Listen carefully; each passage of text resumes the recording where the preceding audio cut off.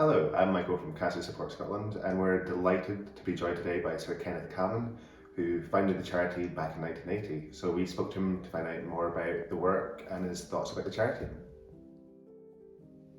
Yeah, so it's fantastic to be here with you. It'd be great to know more about your own professional background and how you came to set up the charity.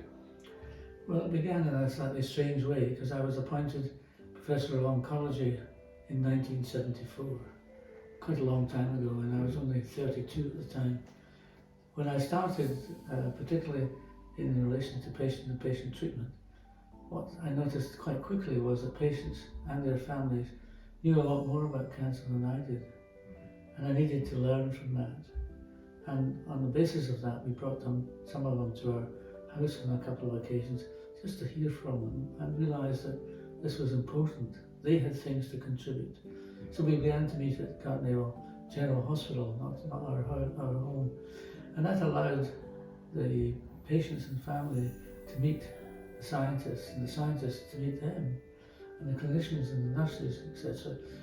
All of this brought together people, and it set up a whole series of little groups across the west of Scotland who used to meet regularly in each other's homes, share experiences, learn from each other, and things progress. And that's how it started.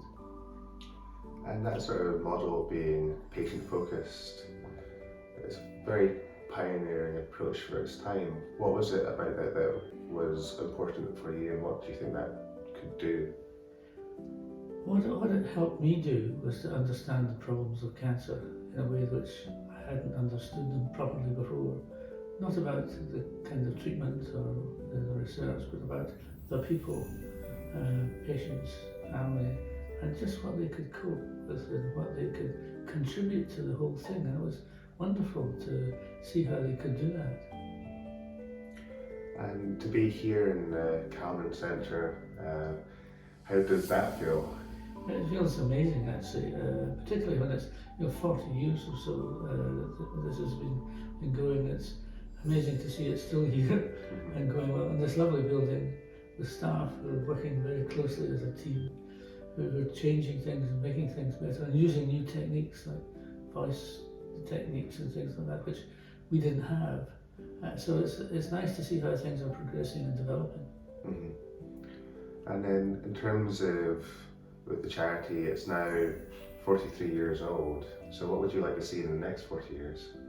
Well, I think we'll need to use the technology more than we've perhaps been using it in the past to make contact with patients and their families without patients having to come into this building. That would be one way of doing it. But the other is to continue to use the experience that patients and their families have to help others. It's about helping others to understand the disease, but also to understand how they can be better cared for. Mm-hmm. And there's something we were speaking about earlier, which I think is really important as well, which is about the fact that with cancer, it's about the people directly affected, but that can include family and friends as well. So it'd be interesting to know a bit more about how the charity has worked to support people in that sort of sense. Yes, I mean, I think it is very important, and as I get older and meet people who've got cancer and their families, just how important the families are, and friends. I mean, not a narrow family, but friends who can help, but who perhaps don't understand what the problems are. And I think we can help them, and they can help us, and they can help their patients to live a better life and to think about the quality of life that they have and how that can be improved. That's pretty central to this. Mm-hmm. And I think something else that was interesting was nowadays people are living with cancer for longer as well, and something that when I joined the organisation which really struck me was about the fact that now there's this community from the past 43 years as well. So how important do you think it is to have that sort of support mechanism that cancer support provides? I think it's central to that, because what the cancer support can do is learn from all these things and then put them together in a way which encourages other groups to be part of it. Mm-hmm. And I think that's how we can continue to develop the thing. Not just you don't have to come here to do it, we can do it in other ways, mm-hmm. and we can help others in a range of ways. And I'm sure what we'll see over the next 40 years are a different range of ways of improving that contact between patients, family and clinical staff. Fantastic, thank you so much. Nice to be here.